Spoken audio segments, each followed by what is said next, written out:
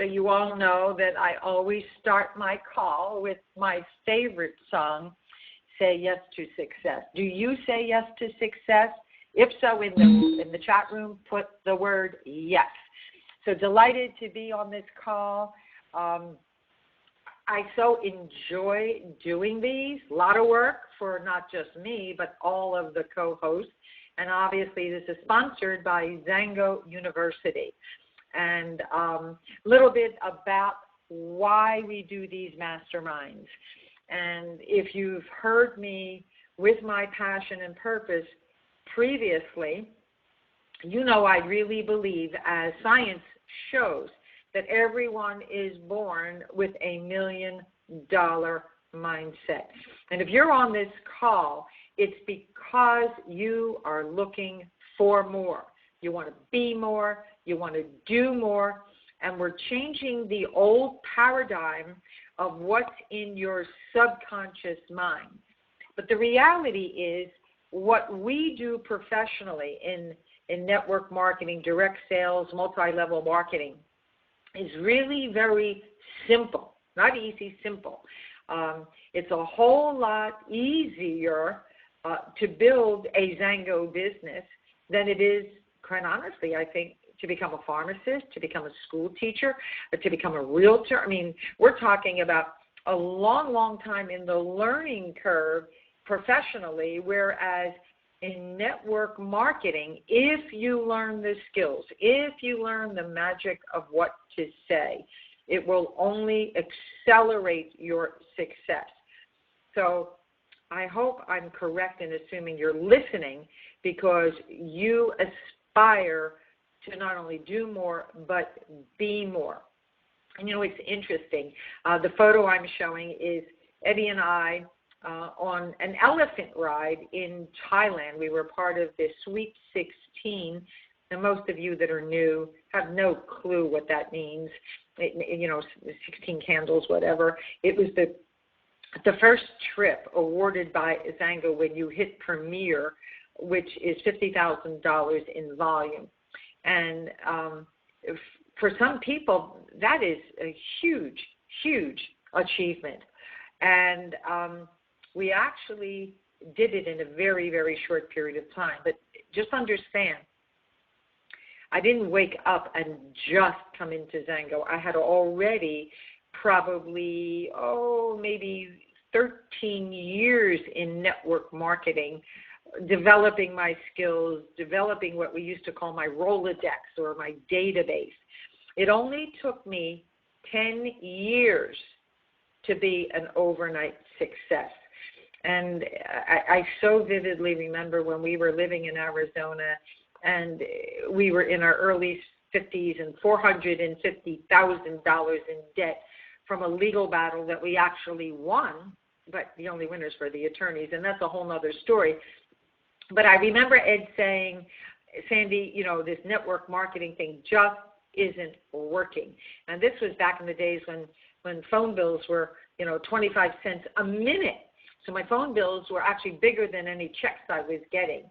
But I knew I wanted to control both my time and my finances. And working for somebody else would never allow me to do that. Do you agree that working for somebody else will never be able to give you time freedom and financial freedom? And I made a decision way back when that when I was a success, why not? I saw other people doing it, and I said to myself, what do they know and do and say that I don't know, do, and say? And I said to Ed, someday when I'm a success, I'm going to make sure I shortcut the learning curve for people. And by doing these calls, it helps me to become a better teacher, because it's like in any profession, once you get pretty good at it, you almost forget what the early days were like and how I used to have a conversation with somebody and go, oh my God, I can't believe I said that. It was so stupid. I didn't ask the right questions. So, and I've been doing some three-ways with some new people. And it's making me aware of even more training I need to do for those who want it. Remember, this is for those who want the skills, so the skills relate to your check. So if your check is a teeny weeny little check compared to what you want, there's only one reason. You have not developed the language and the magic of words. So take these recordings, re-listen to them because they're all archived in the university. Share them with their team and practice, practice, practice every single day. And I'm going to be developing, I don't know if I'm going to be able to do it this weekend, but at some point over the next few weeks, I'm going to develop another dialogue of asking more questions. And in the university, we did, Dr. Santry, you were with me. I think Tessa was with me. Joe was with me for about a year. Every month, we talked about the power of dialogue and how to have meaningful conversations. And what I'm finding is that even the people that were in those trainings aren't using and practicing the skills. Does that make sense? And it's okay. Don't beat yourself up about it. Just become aware that you've got to go back to asking questions. And if you don't ask questions before, the word is before, you even invite a person to a three-way call, before you send them any information about Zango, have you identified a what? Who knows? Who knows? Who can put in the chat box? You must identify they have a need for what we have to offer before you even talk about the business or the products. And I want everyone to give a huge shout out to our co-hosts. You have no idea how much time and effort and energy it is to prepare to do a presentation. Now, a lot of people that co-host with us, this is their first time, quote unquote, public speaking. So it's pretty terrifying for a lot of people. But at least you're not standing on a stage in front of 10,000 people. You're just looking at a computer screen. But I want you to know how hard the co-hosts have worked to organize their thoughts, to put them on paper, to practice and time themselves, because it is so difficult when you're a leader and you're invited to speak and they say to you, you have 7 minutes, or you got 13 minutes, or you got 19 minutes. It's a skill in prioritizing what you need to say versus what you want to say. Does a lot of that make sense? So all the people that are co-hosting today have done an incredibly wonderful job in their notes, and a couple of the gals, I mean, they put my PowerPoints, my keynotes to shame, and it takes countless hours to get this done. So please make sure you shout out and let them know what a fabulous, fabulous job they have done. I am so proud of their growth because I can see what's happening, because 3 months ago, 4 months ago, 6 months ago, it was so difficult for them to not have slides where they just read words. Now they get it. They get it with images. And that's how the brain learns more, with visual tied to the auditory. And then the next big skill was, how do you succinctly cut back what you want to say compared to what has to be said in the time frame given to you. So our very, very, very first guest today is Vivian Johnson, and Vivian is just amazing. Not only a talent in her PowerPoint, but professionally as well.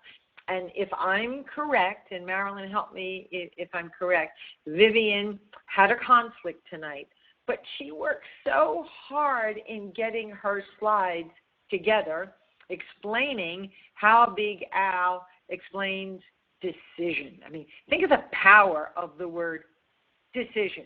How does that make you feel compared to the words, I'll try? Decision, I'll try. Worlds apart, right? So you've made a decision not only to be on the call, but you are going to practice what you've learned this month in the mastermind. And Marilyn Turpany, are you with us? Because Marilyn, last minute champion, came to the rescue, literally, within the last hour, and is going to go over Big Al's training on making a decision. Are you with me, Marilyn? Yes, I am, Sandi. Thank you. Yay! and thank you so much. So I'm going to mute myself out and turn it over to you, my friend. Okay, great. Yes, Vivian worked long hours putting the slides together, and she did do a recording, but it's not coming through on the presentation, so I quickly scripted and have tried to match the scripts to her slides, and I hope I've done it some justice and represented what she intended to do. So, onward.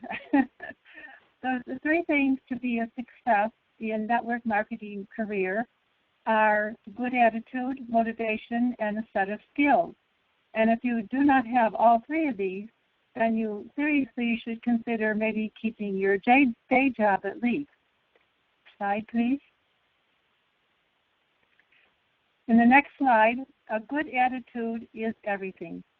You can make a decision and try to participate now so that you are comfortable when you start closing your prospects, or you can make a decision not to participate or continue being a professional victim, hoping that somebody gives you money. So a good attitude, as Big Al says, is equivalent to wheels on a car. It's enough to drive the car, at least. And likewise, participation and a good attitude in network marketing is good enough for a career. In the next slide, she says, be positive. Have integrity and trust, and think positively. In the next slide, she says, life is what you make the most of it. You lay the foundation for you to be inspired, and like Dorothy in The Wizard of Oz, you say, I think I can, I think I can, I think I can, and only then can the skills be applied. And most of all, you need to love yourself. In the next slide, the number 2 factor is motivation. It's the engine, the power, and you identify that which motivates you, like your dreams, your passions, your goals. In the next slide, there seems to be a motivation hierarchy, and if you start at the bottom, at the base of the pyramid, there's absolutely no motivation. The extrinsic is motivation is for rewards or to please others. The intrinsic is done for the inherent joy. And as a result is that if you have hydrated your brain with nutrients of motivation and attitude, the results will begin to grow. Wouldn't everybody like a tree like that? In the next slide, every profession requires skills to be learned. The word skills give you leadership potential. How empowering is that to visualize? And when you want to be an entrepreneur, you need tools, word skills. So what skills do I need to make a decision? Well, you need a set of skills, which are kind of like the steering wheel and the clutch on your car. They're automatic. We need to make these skills automatic too. So let's take a good-looking prospect and a smart partner. And Big Al says, well, you present to them and they say, well, that sounds good. I'll get back to you. I have to think it over. Call me again. And if you're a leader who has learned the skills, you realize that they're probably afraid to make a decision. They've been trained not to decide on a job. That's what happens in corporate. they don't get a raise in their job. But if the decision is bad, then people have been trained to not make a decision so they don't get fired. But actually, when they don't make a decision, they've actually made a decision, because a no decision is that they have decided not to do it. They don't know whether to go left or right or to be, as Big L says, roadkill. So you might say to yourself, oh, I love ice cream. I'm going to have all I want, but I want to lose weight too. You've actually made a decision to stay overweight because you're subconsciously not trying to make a decision to do something decisive about it. The smart partner says you can make a decision to join our business and start making some money for your family, or you can make a decision to not join our business and keep things the way they are. So they're being given choices. Marilyn, repeat that. Marilyn, repeat that, because I've been using that statement, and it is so powerful. You got to say it again, and everybody should be writing it down. Yes, I agree. It is a famous, but a very powerful statement. So an entrepreneur who has learned the skills will say, you can, in response to a person saying, I'll think about it, you say, you can make a decision to join our business and start making some money for your family. Or you can make a decision to not join our business and keep things the way they are. So that's where they're given a choice. Another example is you can drink Zeno ageless every day and live longer. Or you can drink a cheap version and not receive any benefits at all. Which do you prefer? Or you can say, you can make a decision to purchase personal care products loaded with chemicals that will be absorbed into your skin and organs. Or you can spend a few dollars more and purchase one that will not add more toxins to your body. Which do you prefer? The next slide is, would you agree, I guess we have it already, would you agree that to make a decision you need all three of these factors? You need a good attitude, strong motivation, and relevant skills. You need all three, the wheel, the engine, the steering wheel, and the clutch to drive. You need all three, attitude, motivation, and skills to be successful. So that's the parallel between driving the car and being a successful entrepreneur. You need all three. So we're not quite there, Sandi. It's not good enough to have only one or two. So let's say, would you visit a doctor with no skills? Would you fly with a pilot who's motivated but doesn't know how to fly? Will people join you if you have no skills in this business? When you have all three, you will attract people to you. We want to make a decision, or we don't want to make a decision. That's our choice on a daily basis. And we can make choices of good or bad. And you have to make a choice. Which path do I take? Do I follow opinions of others? Or do I take too long to think about it? Or do I make a decision? You can make a decision or not to. If you want to go back to the slide where we have the lady holding the salad and the burger, it's a couple slides back. You can say, do I want to eat healthy lettuce like a rabbit? Or should I sink my teeth into a savory burger? Can I make a change and start fresh? Or could the benefit outweigh the cost of my decision? Next slide. The subconscious mind runs on programs, and they run over and over, but they need to be rejection-free. Show them that you have their best interest at heart. You need to give choices for immediate choice, no more thinking it over. So how can we make closing decisions easier?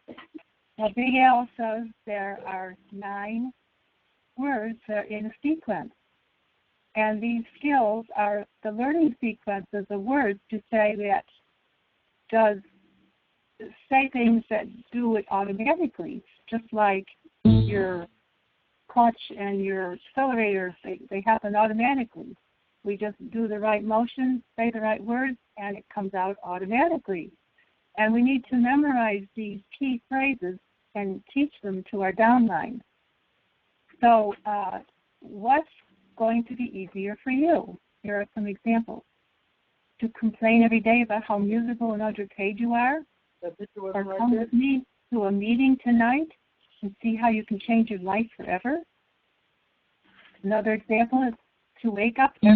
What's going to be easier for you? To wake up every morning and say, wow, I'm getting older and it's so painful.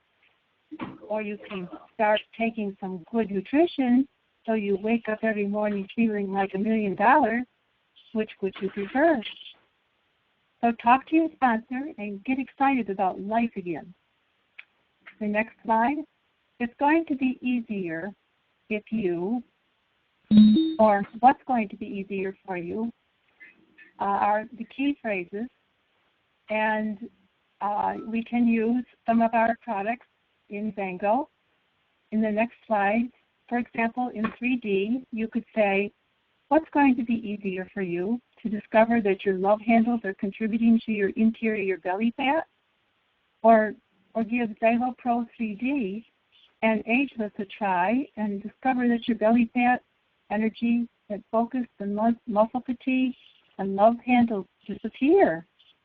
Which would you prefer? If you're talking about Zango or Eris, you could say, oh, my wrinkles are getting so bad. I don't know what to do about it. Maybe I should see a wrinkle specialist. Or you could say, what if you tried this wonderful formula for 90 days and see if your inflammation was reduced so that you could feel better? Or if you're wanting to share meal packs, you could say, what's going to be easier for you? To agonize and feel helpless that children and mothers in need are not being fed, or become a charitable entrepreneur doing well while doing good, and send a monthly meal pack to feed them nutritional meals? Which would you prefer?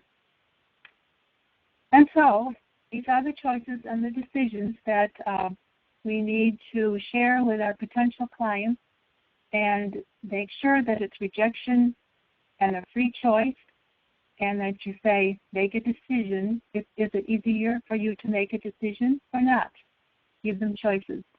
And thank you on behalf of Vivian. You did an amazing job, Marilyn, just amazing. And it was almost as if you created the slides, but of course you have become a student of never-ending improvement. So you have actually been practicing what you're learning. And if anyone is like me, it's like very awkward at first. And here's what I still do to this day when I want to remember certain phrases. I put them on 3x5 cards separately. I have a whole stack. It's like $1 at the dollar store or at Staples for a pack of 100 cards. And I put them on 3x5 cards, different phrases, until I use them over and over and over again, that I no longer have to cheat and look at, I think in high school we used to call it a pony? What did we call it when we had cheat sheets on a piece of paper? Cliff notes, whatever. The point is, the more you do it, the more it becomes natural. And there were key phrases that Vivian and obviously Marilyn have gone over that have to become a part of the magic of wording that you use every single day. And remember, in the beginning it's awkward. That's a good thing, because there's room always for improvement. So again, everybody say, thank you, Marilyn. You did an amazing job filling in for Vivian, and just, of course, we'll all tell Vivian what an amazing job she had done on those slides. It took forever, I know, for her to do that. So we so appreciate it. And while I've got you here, And there's someone on the speaker code who is not muted out, and it might be a gentleman. So if you're listening, please make sure you're muted out so we don't have any distractions for quality recording. And here is lovely Marilyn, and she has also done a wonderful job on creating an effective presentation to help all of us learn the magic of words. So I'm going to mute myself out, as speakers who are not speaking should be doing, so that we can turn it over to Marilyn. Over to you, dear. Thank you, Sandy. And now we're going to switch from 9 magic words to 13 magic words. Big L has many phrases. And so the next slide, Big L, indicates that there are 3 factors that we need to be aware of to attract someone's attention. First, we need to collect information about the company, its products, its compensation, and become very familiar. And this is something that your prospects already know how to do and they have already done themselves. However, the other 2 factors are things that they have not done themselves. So you need to, and that one of them is making a decision. You need to act. And most people don't know how to make a decision. You know, for example, stop signs are there, the cubicle we sit in, the place we might sing in choir, how many weeks you get off for the holiday, and what kind of car you drive is usually based on your income level. So there are many things that are already decided for us, and so people have to adjust to that. And usually a decision means, I'm going to do it. I'm going to take action. And I found this quote from Chuck Schumer, who happens to be a New York State Senator. He says, inaction is perhaps the greatest mistake of all. And if we act, action changes things. So the next feature in the next slide is, how do we get them to believe? Well, we need skills to get them to absorb new information and to get past their internal negativity. There needs to be a transformation. When our belief system is challenged, it is difficult to convey believability. So Big Al gives examples of what not to do. I'm going to, however, emphasize what to do and create belief for you. The next part of that factor in the next slide is to build rapport and create trust. You have to tell them a single fact that they already believe and feel. They see and understand the world the same way as you do, and that's good. You greet them, a friend, and say, you know, you're awesome. And the next slide, we give them simple facts, like 2 incomes, and you're still broke. It's fun to cook meals with fresh vegetables and spend more time with the family. Or another fact is, you know, we're aging together and we all need help. I know that exercise is a priority for you, and we're always trying to go longer, push harder, and recover faster.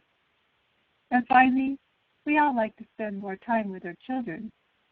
So these are simple facts that you can relate and make your prospects feel comfortable. So how does a child know who to trust? Well, they use their most adorable feature, their smile. Everybody trusts their smiles, and when they smile back. And have you ever experienced that? It's really very humbling. It happens to me all the time, and I think, what did I do to deserve their acknowledgement? I realized then that I had first acknowledged them with my smile. And so now we go to the next slide, and we'll talk about Big L's 13 magic words. He says that when you see a stranger, you use a sequence of 4 words to build their trust. The first 4 are, I am just curious. This seems to melt people's hearts, especially strangers. It creates a high level of trust. And you can say, I'm just curious. Do you enjoy working weekends? I'm just curious. Can you pick the days you want to work? Can you pick your hours? See, engineers have skills. In fact, all professions have skills. So why not learn network marketing skills? The second set of magic words is an icebreaker in the next slide.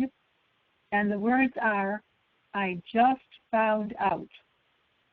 This icebreaker introduces businesses into a conversation by freezing their minds, causing them to ask for a presentation with, as Big L says, no rejection. And like our little dogs or big dogs, we need to make them beg for a presentation.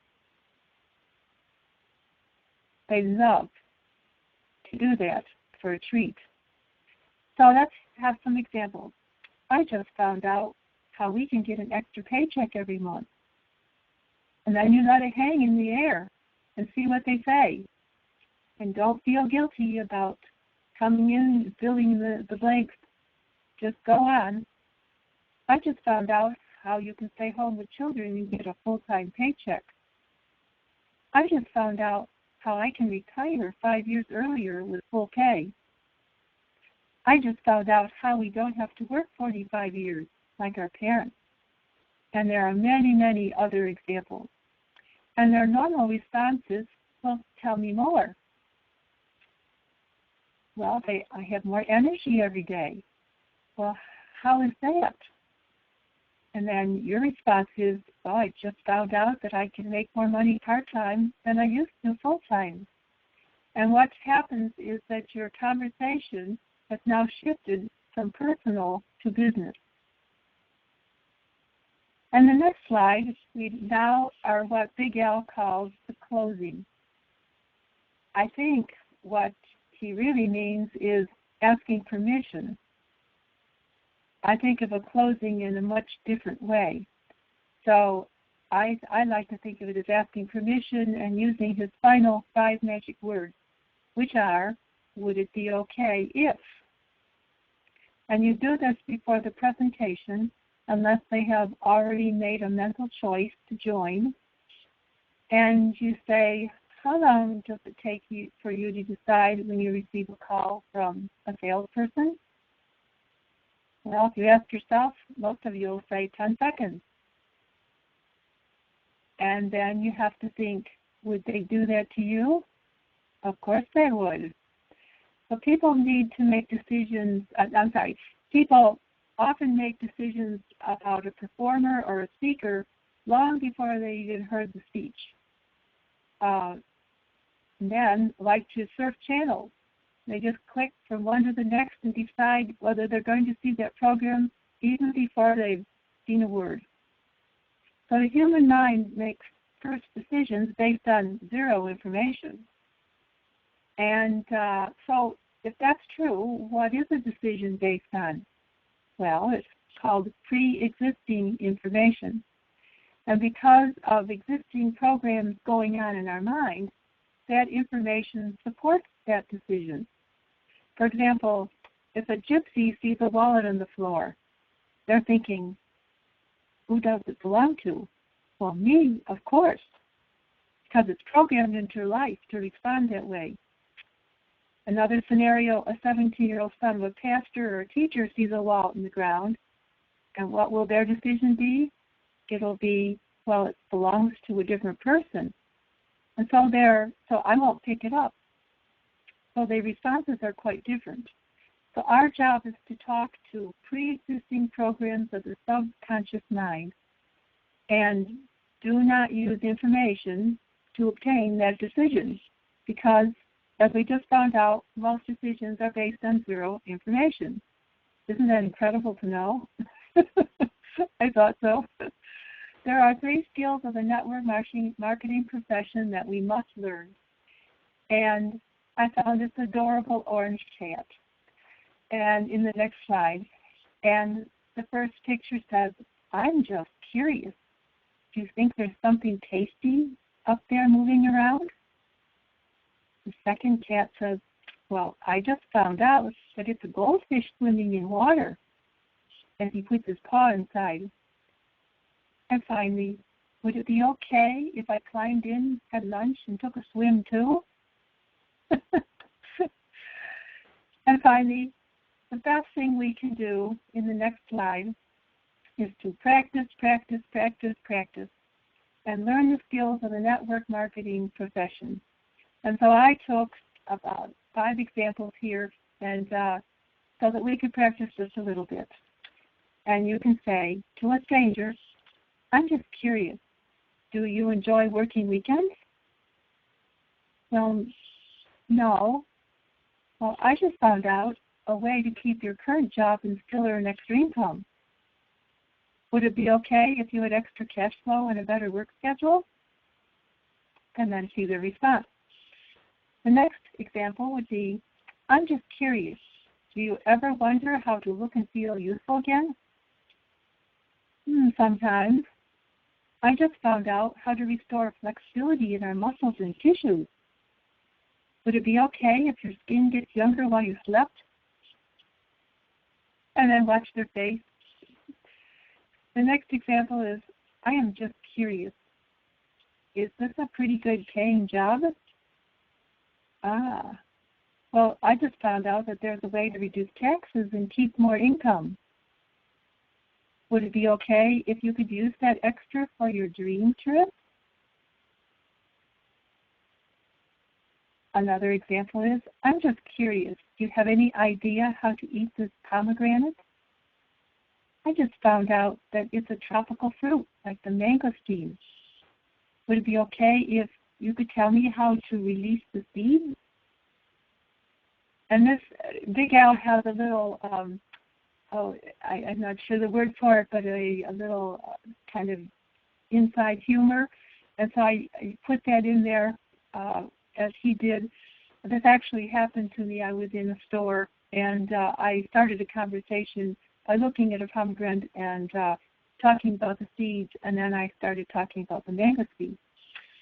And then the final example is, I am just curious why everyone seems to be yawning every afternoon. I just found out how to stay alert all day. Would it be okay if I brought my drink tomorrow so I can at least stay awake? And so I wish you luck on your next presentation that you would be doing after you have stirred some curiosity in your new clients, and then you have the permission to proceed and give them the things that they desire to remedy what they want, not need. And that's it from Marilyn. Marilyn, amazing, amazing, amazing. Just absolute diamonds in your magic of words. And I'm going to leave this screenshot up, and hopefully people know how to do a screenshot to give you an idea, because most people can't write fast enough. So I know on a Mac, I don't know anything about a PC, you hit Command-Shift-4, and you can take a JPEG ping shot of. But here's my challenge to you. Today is Wednesday. I challenge you before you go to bed to just do a few phrases, a few. I'm just curious, and I just found out, would it be okay if? I'm just curious, da-da-da. I just found out, would it be okay if? I'm just curious. In fact, Nico is on the line. I'm just curious. Do you like working 4 jobs and not having any free time? Because I just found out a way that you could make as much money and still have free time. Would it be okay if we sent you some information that could possibly help you have a little bit more time freedom? Would that be okay? So think about things for different situations that you could have on a 3x5 card cheat sheet, and try and promise yourself tomorrow you're going to just play with it. Don't worry about the outcome. It doesn't matter what the outcome is. You are just a student trying to get from freshman to doctorate degree in the language of words. I hope that makes sense. And Marilyn, of course, thank Vivian for all her hard work, and thank you for your amazing visuals. Really, really, really appreciate you both. And don't forget, these slides and audio recordings are all archived in Zango University. And if you're not a part of Zango University, then I have to wonder how serious are you about bettering your skills, because I've said this a gazillion times. Your skills are directly proportionate to what your check looks like. So if your check is not where you want it to be, then it's probably because your skills need improvement. And it's about constant and never-ending improvement. Every day you should be saying, well, that was a little bit better. Not perfect yet, but that was a little bit better. And I'm going to say it differently tomorrow. And you just keep trying to find ways to have eye contact with people and smile and ask questions. That's the magic. Not vomiting on them about Joe's story or the Zalo 3D or the wonders of mangosteen. You're going to first find out if there, in fact, is a need for what we have. And next is my good friend Tessa Greenspan from, I say St. Louis, and it might be from another area in St. Louis, but in Missouri. But anyway, Tessa, powerful woman, very successful businesswoman as well. And she's going to share with us the psychology of using the right words. So, Tessa, I'm going to turn it over to you. Well, thank you, Sandi. Can you hear me okay? Loud and clear. All right.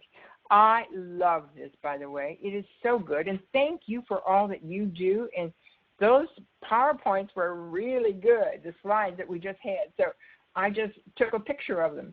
So anyway, the psychology of magic words, which is my favorite subject, by the way, the brain, the mind, how it works, and the subconscious mind, this just resonates with me. And I'm so thrilled. And it's just, I plan to practice this.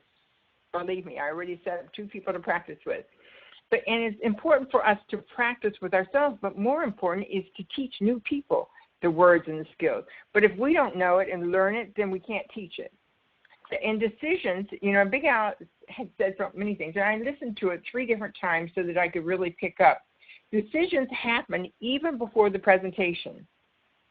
He said, we kill people even before we present.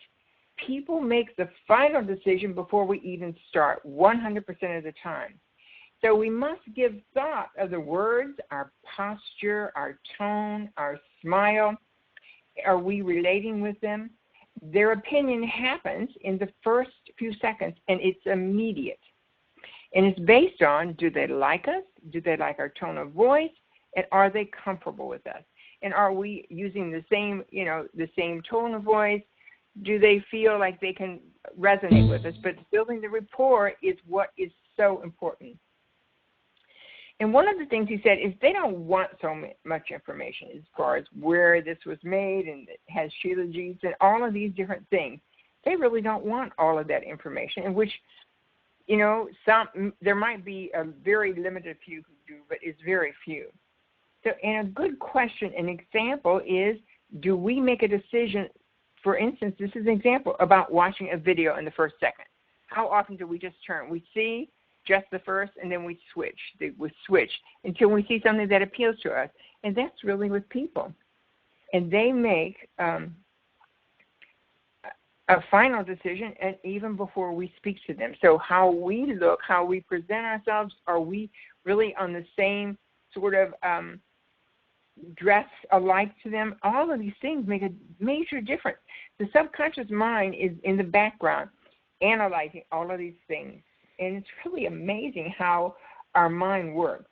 Our mind makes the decision in the first few seconds, and that's why our words are so important.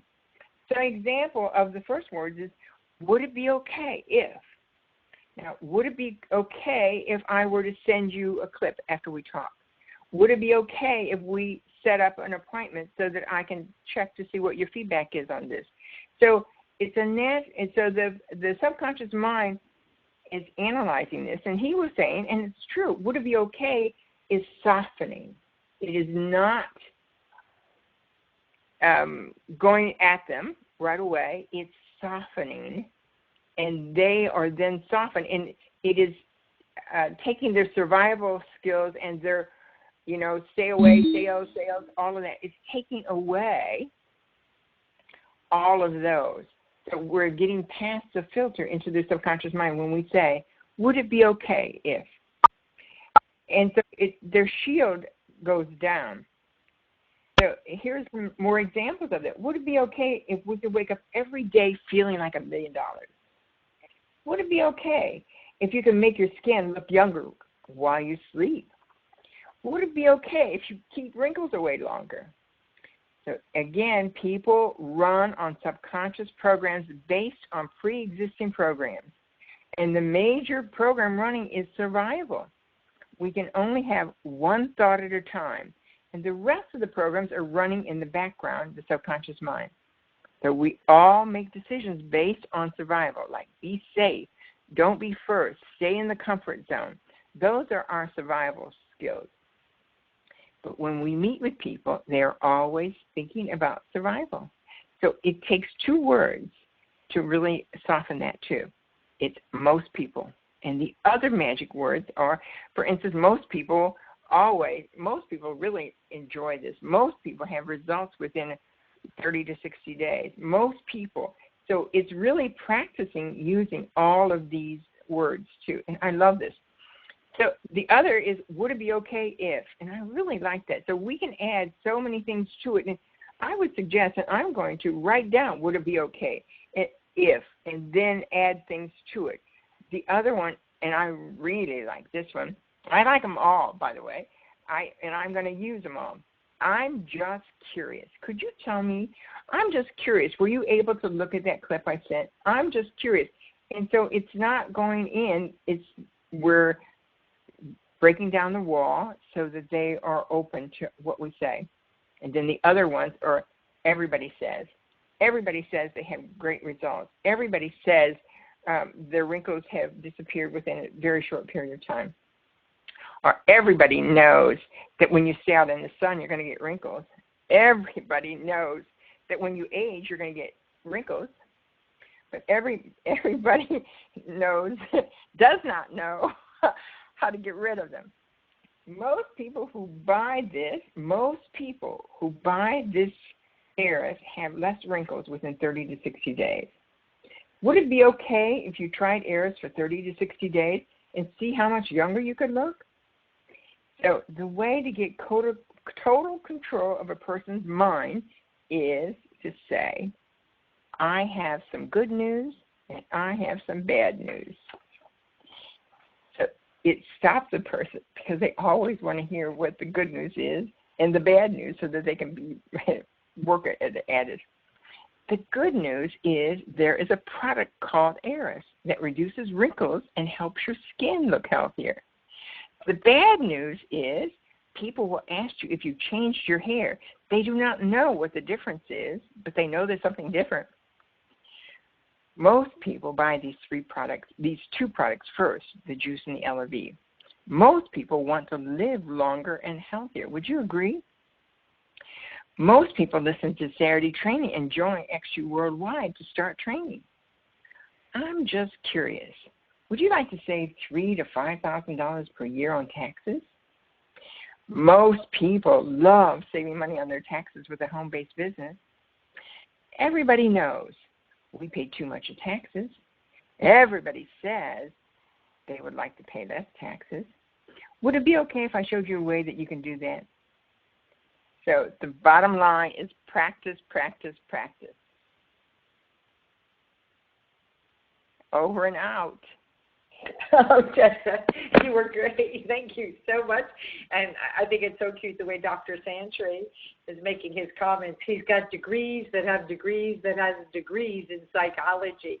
So obviously he's loving your session here on our mastermind. So thank you for the positive feedback, Dr. Santry. And I know we're going to go over, guys. This is training, so it's not like, it's a scheduled 30-minute call. This is for you to learn and grow. So is it okay if we go over the hour? Is it okay? Say yes in the chat box if it's okay. Because if it's not okay, you can drop off, and we're just going to continue anyway. Thank you, Jean Marie. Thank you, Joe. Thank you. Well, Joe has to say yes because she's speaking next.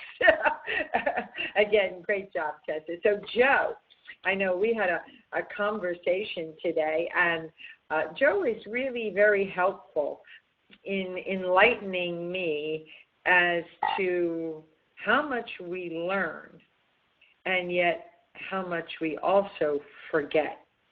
So I'm going to be doing a little bit of extracurricular training on what you really need to ask people prior to having that three-way call with a business partner. Because the purpose of the three-way call is what, guys? What's the purpose of the three-way call? To get the potential prospects' questions answered. So do they really understand why the call is being put together? And there are some people on the call that know what I'm alluding to, but that's a whole other training, and we'll address that at another time. So, Joe, are you with us on the speaker code? Yes, I'm here. Awesome. Yay, yay, yay. Wonderful, Joe. I'm going to mute us out and go ahead. Okay, so as we were talking earlier, I'm learning that, hey, we got to get back to the basics of interviewing people in advance before offering them information. And that's not that important. As Big Al says, they make decisions kind of on the spot. We make decisions about a lot of stuff, watching a video, a movie, all kinds of stuff, without getting all the info on it. So it's kind of funny how our brains work. I look at it as kind of dressing up words, as Big Al is, telling us what words to use. There's certain words that trigger that salesman, car salesman, or somebody's trying to sell me something, give me something I don't want, or I don't want to buy, or I didn't ask for. And, I hate to say it, but I probably have, I know I have, done the whole kind of like car salesman, look, let me, because, I think that's professional. But that's not what people respond well to. I don't respond well to that. I will run to the hills, if I think you're going to try to push something on me that I don't want. And I will hang up very quickly if someone, is offering me something that I don't want. So it's very important that we mind our words and learn these words. And I love Tessa, and, we're teaming up to practice. And, I just love this whole team. I tell you, it's so great. Some people get excited. One of the things he was talking about was saying, how some people do things. And instead of just saying some people, you want to say most people. Because no one wants to be just a part of the some, because in your brain, when you think of some, you think few. When you think of most, you think many. And everyone wants to be with the winning team. Everyone wants to be where it's happening. So we have to be really careful about how we say that. Instead of saying some people get excited about this business, we should say most people I show this business to get excited and want to join, but some don't. Okay, that's fine. Okay, it sounds good. That sounds like it's going in the right direction. If you say some, it sounds like something that may not sound, it doesn't sound solid. And I can see why people don't want to hear that and wouldn't want to be a part of that. Everybody knows most people want to live long and stay healthy, but some people never take the step to better health. And that's just something I used from what he's saying to kind of shape that up a bit. Instead of just saying, some people want to be healthy. That's just, okay, yeah, okay. Some people want to be healthy. What else you got, right? Everybody knows that most adults want to look younger than their age. But some people don't know how to look younger naturally without plastic surgery. And that's something people know. That sounds familiar, and yes, that's true. Most people. And one of my favorite phrases that is used is "I'm just curious." "I'm just curious" is one of my favorites, and it disarms people. People are happy to share with you what's going on with them, how long they've been at their job, whether they like the job, whether they like working night shift, whether they like, I'm in the trucking industry, whether they like being over the road and away from their family. "I'm just curious" is a whole lot better than, "I want to tell you something," or, if you're just coming over to them and you just say hi and then you just start peppering them with questions. It is, people do, might feel kind of like, okay, what does this person want? By just saying, "I'm just curious," you're saying to them, "I'm interested in you. What's happening with you? I want to know about you." I think that's what people are picking up with "I'm just curious." I'm just curious. Oh, I just found out how to retire from truck driving. I think that's a whole lot easier, a whole lot disarming than to say, "Did you know? Did you know about this? Did you know how to make money? Do you know how to do this? Do you know that?" These are just better ways of saying things. The way we use the words that he gives us really helps to not have the dead stare, if you've ever had that. It's just me. Or to have the short cut off or the hang up on the phone. I've had that. And that's not fun when somebody hangs up when you're talking midstream, because no one wants to be sold to, right? And we do have to take our time in getting to know, interviewing people, and finding where the need and want is so that they can let us know, right, through the words that we're using, whether they want more information. And they're going to tell us they're going to want more information, right? And then we say, would it be okay if I share some information with you? And I'm sure, by the time we get to that point, we've kind of checked out what is going on with them, what their needs and wants are. We've asked the right questions. By that point, they're ready. They want to know what's going on. Give me more info. Instead of saying, here is some information about what I'm doing and health and wellness.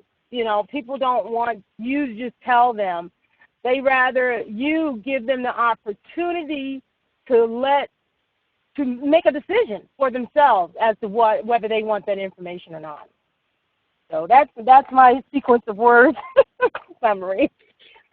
Thank you, Joe. And it's interesting. Dr. Santry just put in the chat box about NLP, neuro-linguistic programming, and I honestly never heard that type of programming until maybe 7 or 8 years ago.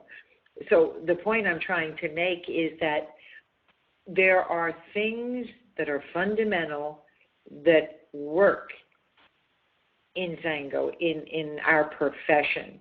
So even though I've never taken a course in NLP, somehow I was able to achieve some pretty high ranking in our profession. So it is about the sequence of words. It's about, like you said, Joe, first and foremost, putting away the barrier that you want people to like you and trust you, because you only have, I think, 17 seconds, maybe it's 30 seconds, to make a first impression. So it's about disarming the person's barriers to be open. And I think interview people might be too strong a phrase. So somebody in the chat room, think of another word, asking questions, finding out more, dialogue. It really is about trying to define where they are today versus where they wish they could be instead. And, all of the training that I've read about on the brain, the first instinct is to avoid pain and seek pleasure instead. So if you can help people identify where they're uncomfortable, what is it they wish they could change?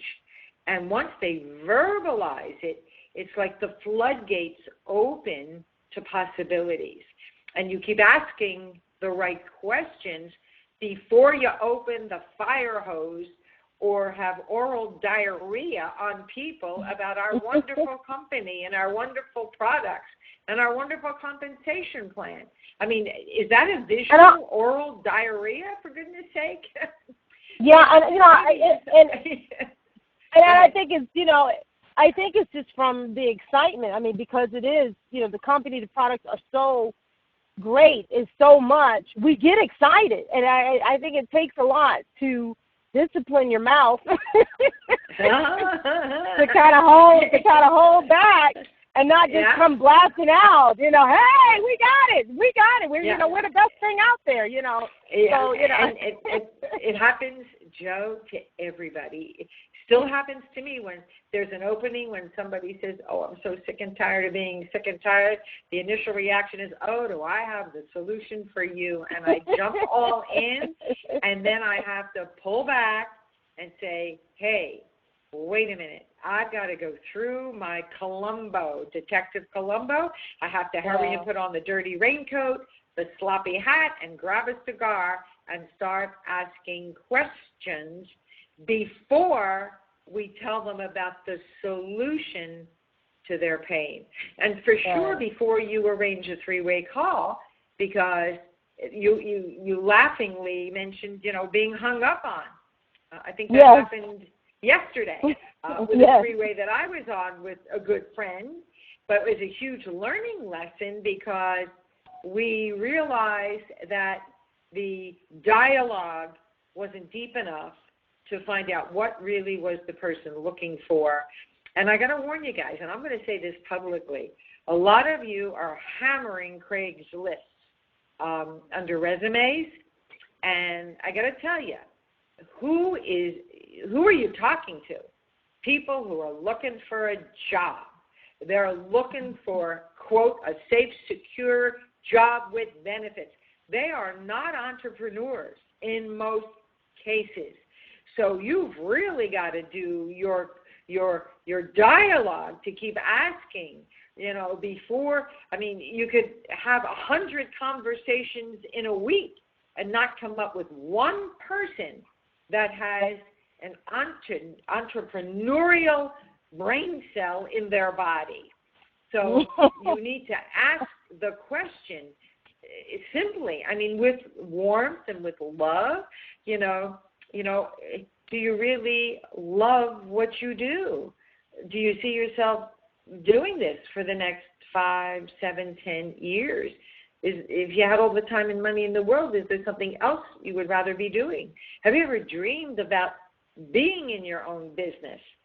And if they say yes, well, what stopped you? Why didn't you do it? Ask.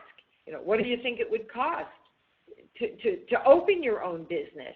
How much capital would you need to borrow and mortgage your first and maybe your second born and risk it all? So you got to ask the questions so they verbalize their pain, and it's tough to hold back on that oral diarrhea. It really is, because you think you've got somebody that we have the solution for their pain. But until they tell you their pain, they're really not a prospect. They're a suspect, and you want to move them along. And how do you move them along? What's in the chat box? How do you move people along? The answer is by asking more questions. And say, and you could say, I might or might not have something that could be a solution for you, but we'll get to that. On a scale of 1 to 10, and I use this all the time, on a scale of 1 to 10, how serious are you, with 10 being the highest, about finding something that you could be passionate about that would create exactly what you're looking for over the next 2 to 4 years? How serious are you? And if they say, I have no interest, where do you go from there?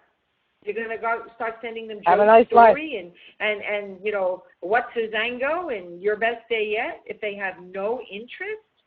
So let's be a little bit more tough love and selective, because you only need 3 or 4 people like yourself to live your dream. But it's not easy to find those 3 or 4 people. Don't think it is. But they're out there looking for you guys. They're out there looking for you. So we've got one more co-host. Hopefully he found the speaker code. Larry, are you with us? I am here. Yay! Larry found it. Okay, Larry. So your topic for the next 7 to 10 minutes is the color of language. And this for me has always been difficult, very difficult. So I'm going to turn it over to you now, Larry. Okay, and more specifically, this is going to be about the color type or color of that personality. So what we're going to deal with is just a few colors to bring to light. And I found that this is more of a face-to-face type situation where you can actually sit back or across the room and analyze and kind of pick up on what type of personality a person would have. And the first color that we're going to come up with is that Big Al brought out was yellow. Yellow is a person who loves to help you. You go somewhere and they see that you might be struggling a little bit, and they'll come up and say, can I help you? Let me help you do this. Let me help you do that. A yellow personality person likes to make people happy, and they like to, they get satisfaction seeing that you are happy after, they, lend a hand here and there. And also, they are not interested in anything else usually. And what they want to do is stay in the background, don't really want to be seen, not the out in front person.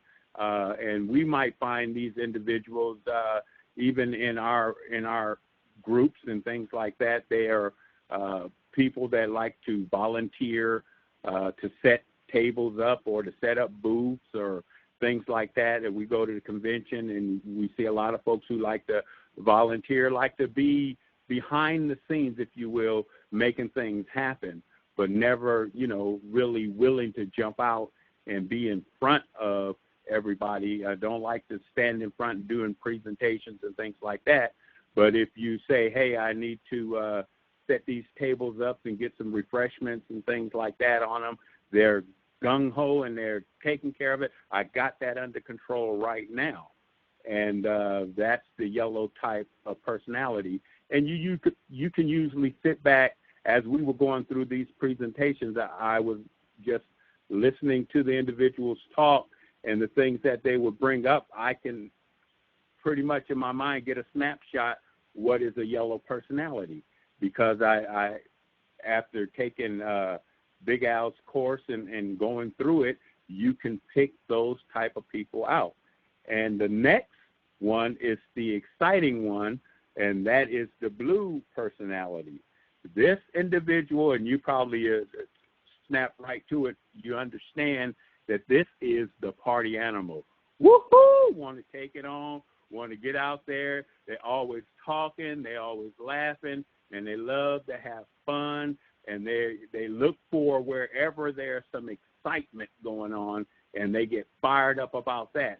So if you see a person that is really bubbly, really outgoing, and usually the one, leading the crowd, that is going to be your blue personality individual. And that blue personality, they don't too much pay attention to what you have to say. All you have to say is there's going to be a party or we're going to be having fun, and they say, where? I want to be in on that. So like those that already went to the Cancun trip and was having all that good fun out there in Cancun, your prospect, if you run across them, you let them know, hey, there's going to be a party. We're going to Cancun. We're going to be living it up. Usually the person that jumps out and say, I wish I could go, that is your blue personality, and they just really, really love to have fun. And then our next personality is this red personality. This is the power person. This is the person that loves to be the boss of everything. This is the great organizer. This is the individual that really loves to make money, love telling people what to do, and they have the most money in most situations. And the bottom line with these individuals is they're not good listeners, but if you get them up there and let them know that they can make some money, they can be in control, they can have spend their time the way they want to spend their time, they're usually right up front and let me take charge of this situation. And so the people that you would see would be people in management and supervisory positions and things of that nature, and they love to get out front and take control. And we notice on the call that we do have a couple of individuals that love to take charge and love to take control, organize, and ready to put things in motion, and also have thousands of dollars. And then the next personality is the green personality. This, and we heard through these presentations that we're going through, this type of personality is analytical, engineering type, and they want to have all of the information before they make their decision. These are the ones that want to know what the comp plan is all about, how you make the money from A to Z, and when they're satisfied with the information flow and they feel they got enough information, only then will they make a decision to take some action. And this individual is a person who sits back. And as I was going through this program with Al mentioned that this is the type of personality he was. He's the engineering type, and he sat back and really didn't want to jump out front, but he wanted information. He wanted to know all the particulars about the particular company, what the founders were, how much money did they make, what this compensation plan breaks down to, is it easy to build? And that's what they wanted to know. And once they got all that information, you usually wouldn't have to sign them up because they had either signed themselves up, and after they collected all that information.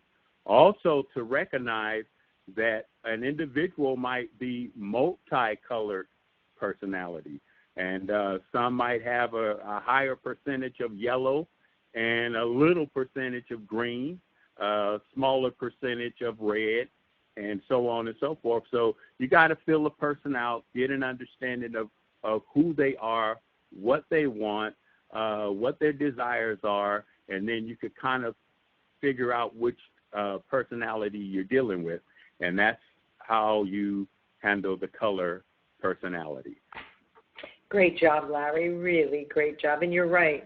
Most of us have some of everything. And it's really interesting because people tell me, I guess I have more red in me than anything else. And I have to try hard, really hard, when I'm communicating with the engineer types or the yellow types, because I'm a bottom line person, and I have to hold myself back sometimes and saying, well, wait a minute, I cannot talk to these people as if I was talking to another red. So we have to be sensitive of that for sure. Now, Kay is asking a question, and it's a great question, Kay, because this is a typical question, and I'll read to you her question. Her question is, what do you say when someone says, I don't like to sell? I don't like to sell. And it's the typical objection, like, I don't have the time, I don't have the money, I'm not a salesperson, you know, all those typical common objections. And if somebody said to me, do I have to sell because I hate to sell, I would say something like, oh my goodness, thank goodness you hate to sell, because I do too. I know exactly how you feel, the feel, felt, found, because what we found is that sales people who are used to selling do not do well in our business model. And it's true, they don't, because they think they have to push the sale. What we do and our culture is very different in about identifying the needs of individuals. And all we do is make a decision, that strong word, make a decision that we want to live longer, healthier. We're going to make a decision to pick some products that we want to be on so that we can enhance that ability to have a better quality of life. We fall in love with the product and share that result with people we care about. How does that feel to you? So most people say, oh, well, yeah, I don't want to sell either. So, again, it's all about learning the language of the magic of words. And there isn't anyone who cannot achieve their goals if they practice, practice, practice. And being part of the university and being on these calls, getting your team on the call is obviously putting you a step ahead. So thank you to Larry, to Joe, to Vivian, to Tessa, to Marilyn, of course. Thank you all. You've done an incredible job.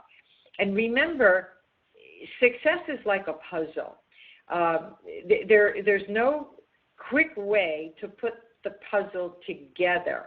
It's about your mindset. It's the belief that you can do it and you're going to find those right partners. And you've got to have conversations. You've got to be prepared. Before you go to bed tonight, do you know exactly what you're doing tomorrow towards your Zango business? Do you have your time log done? Do you have the non-negotiable stuff on your calendar, like maybe church, work, Boy Scouts, Cub Scouts, whatever? And where is your Zango business time? There is this process because we earn income by people falling in love with the products. And it's really easy to do that, obviously.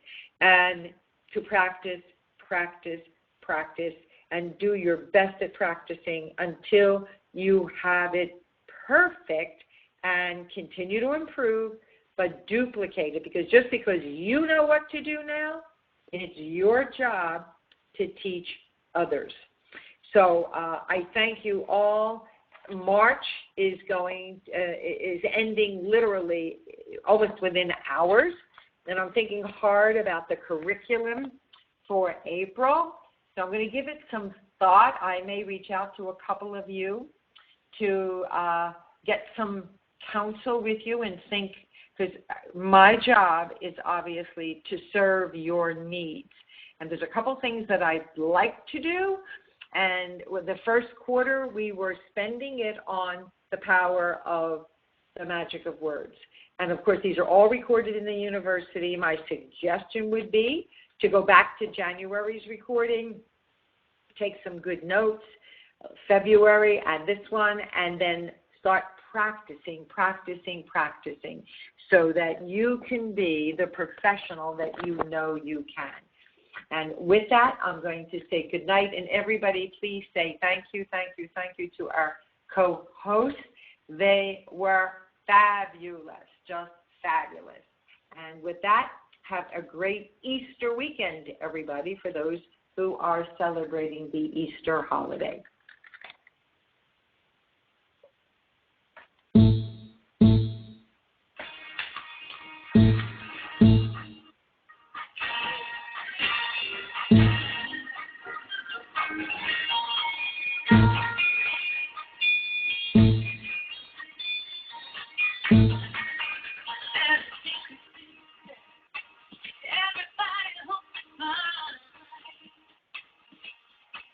There's a key.